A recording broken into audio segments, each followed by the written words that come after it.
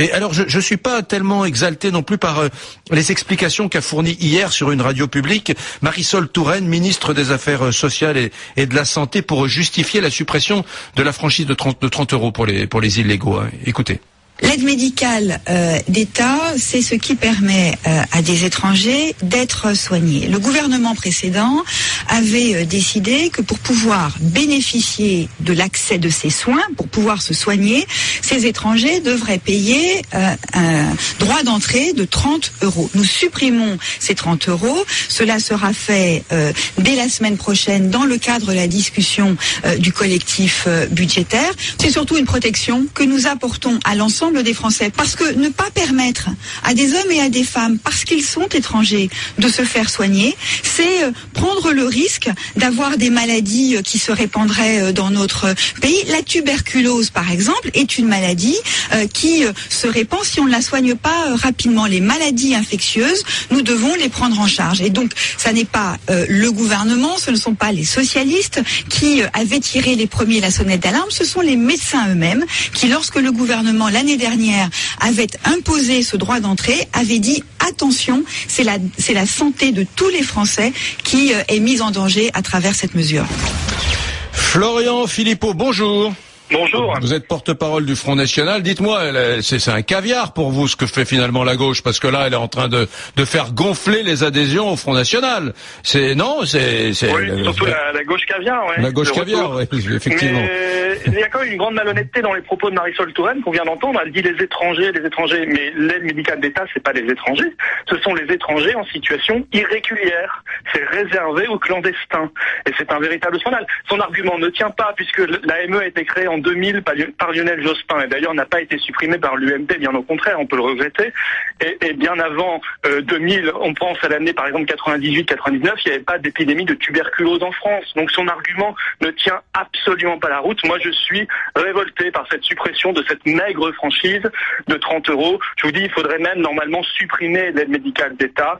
L'aide médicale d'État, ça n'a que 12 ans, ça n'existait pas avant, ça n'existe pas dans les autres pays, et c'est évidemment une formidable pompe aspirante pour toute l'immigration clandestine vers la France. J'imagine qu'il y a d'autres gauches en Europe qui, sur la question de la gestion des flux migratoires, sont plus peut-être plus comptables, plus rigoureuses, en tout cas moins généreuses que la gauche française. Non, vous devez savoir ça. Il doit y avoir parfois des gouvernements sociodémocrates en Europe qui sont moins généreux entre guillemets que le PS. Sociodémocrates et puis gouvernement de droite, parce que malheureusement Nicolas Sarkozy avait fait globalement la même politique d'immigration que Lionel Jospin.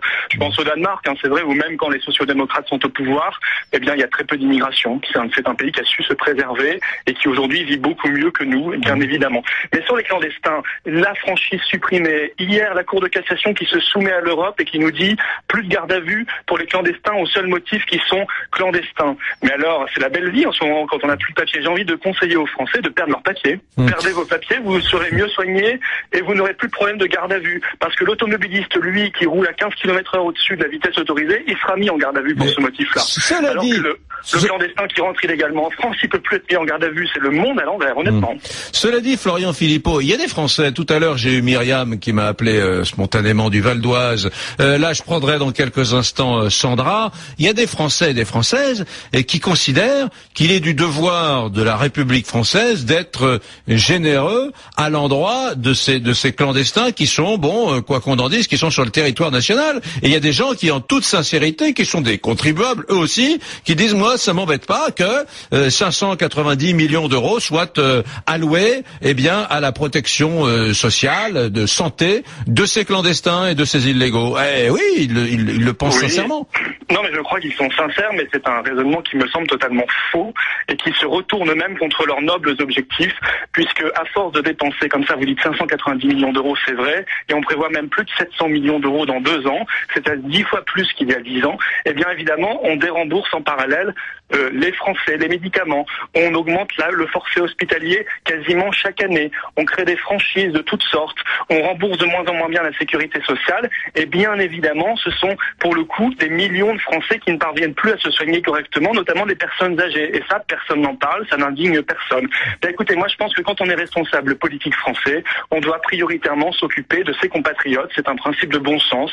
Alors je sais que ça fera hurler les belles âmes ce que je dis, et pourtant ça n'est que du bon sens. Un responsable politique, il s'occupe de ses nationaux, et vouloir faire venir la terre entière en France parce que c'est un formidable appel à l'immigration clandestine, cette aide médicale d'État, eh bien évidemment, finalement, à la fin, plus personne n'est soigné et on se retrouve dans une situation où on voit prospérer les épidémies qui viennent d'ailleurs, où on voit de plus en plus de personnes âgées, de personnes en grande précarité, qui ont de plus en plus de mal à se soigner, faute de moyens. Et je trouve que ça n'est pas digne de la France du XXIe siècle. Dites-moi sur cette affaire de la suppression de la franchise de 30 €, vous êtes un peu sur la ligne de défense de l'UMP, là, c'est pas l'UMPS, c'est l'UMPFN, là, parce que vous dites à peu près ce que me disait tout à l'heure Thierry Mariani, et ce que dira peut-être sans doute dans quelques instants Hortefeux que j'aurai au téléphone.